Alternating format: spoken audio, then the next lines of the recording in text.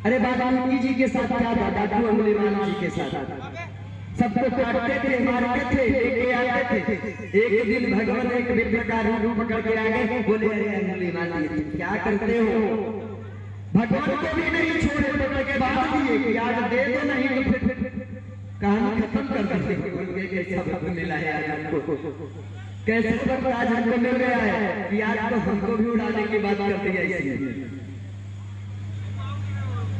तो भगवान ने कहा ठीक है, तू मुझे मार, तू मुझे कुछ मेरे साथ कुछ भी कर, अगर तू मुझे मारना चाहता है तो तू मुझे मार, बेशक तू मुझे मार, मैं कुछ नहीं बोलूंगा, पर एक बार अपने घर पे तू चला जा, अपने माँ से, अपने पिता से और अपनी पत्नी से, अपने बच्चों से ये पूछ के आ कि जो जो पाप हम करते हैं, जिस पाप को करके अपने घर में अन्न और धन लाते हैं, क्या इस पाप में आप सबकी भागीदारी होगी? क्या इस पाप में आप सबकी भागीदारी होगी? पिता ने कह दिया अरे तू पुत्र है, तेरा धर्म है, तेरा धर्म है कि पिता माता की देख रेख करना। मां ने भी यही कह दिया। बच्चों से पूछा तो बच्चों ने कहा बाबा ये आपका काम है, ये हमारा काम नहीं है, कत्ल आप करो, दंड मैं भोगूं। पत्नी के पास गए, पत्नी भी वही कहती है कि पाप आप करो और प्रायश्चित जो है करे, ये हमसे नहीं होगा, ये तो तुम्हारा कर्तव्य है, तुम कर रहे हो, समझो अच्छा करके लाओगे तो अच्छा मिलेगा, बुरा करके लाओगे तो बुरा मिलेगा, पर इसका भोगदंड हम नहीं भोगने वाले हैं। वही उनको डाकू अंगुलीमाल को याद हो जाता है और जाते हैं महात्मा के पैरों में गिर जाते हैं कि आज आपके मिल जाने से, एक अच्छे गुरु के मिल जाने से व्यक्ति की समस्त प्रतीक्षाएं पूरी हो जाती है। वही उनके साथ हुआ और जाते हैं और कहते हैं कि आज हमें ये ज्ञात हो गया कि व्यक्ति जो भी भोगता है अपने कर्म का फल स्वयं और अकेला भोगता है, कोई इसकी साझेदारी और कोई किसी की इसमें हिस्सेदारी भागीदारी नहीं होती है। इसलिए सत्कर्म हमें करना चाहिए कि जब हम जानते हैं कि पाप करने के बाद अकेला भोगना है तो क्यों ये पाप करें, पूरे का कारण करें कि जिसका भोग हमें सुंदर रूप में प्यार है। हमने आपको पहले बताया था ना, जीवन को योग में बनाए, भोग में नहीं। जीवन को कैसा बनाए? कैसा? योग में।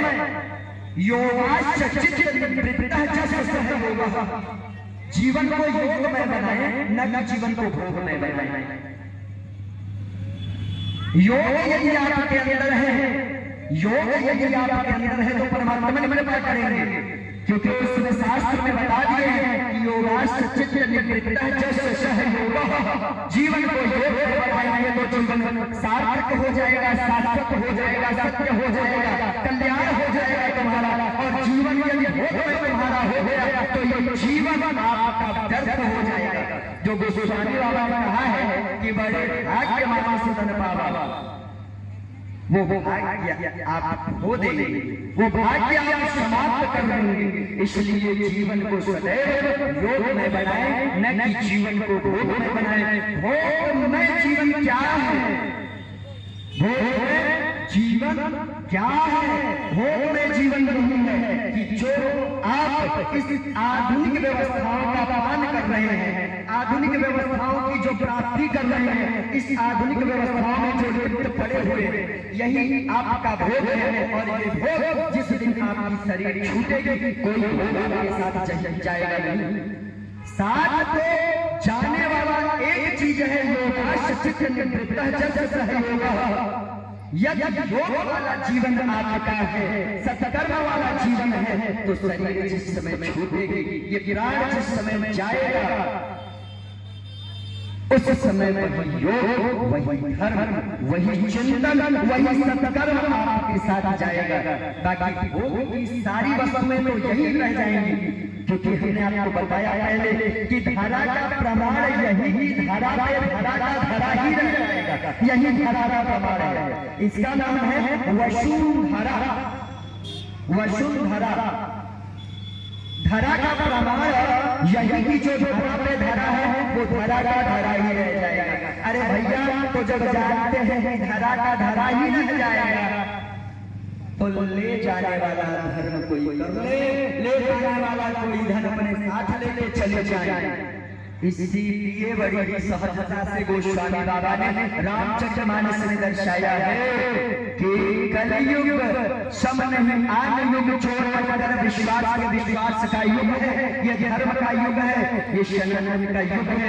और इसमें कलयुग केवल नाम आधारा, सुमेरे सुमेरे भाव उतर ही पारा। नाम जप प्रारंभ कर दीजिए, ये अपना कल्याण चाहिए। तो समझ रहे हैं आपके इशारे को हम समझ रहे हैं। बड़ी कृपा है भगवान की, ऐसे भक्त मिले।